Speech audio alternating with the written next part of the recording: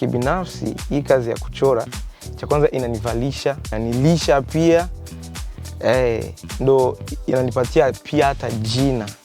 Na hapa nyumbani pia inawalisha pia na inaongezea kitu fulani katika familia. Watoto wa community inawafunza, unajua na wao kuna kitu wanaonanga kama wanaweza.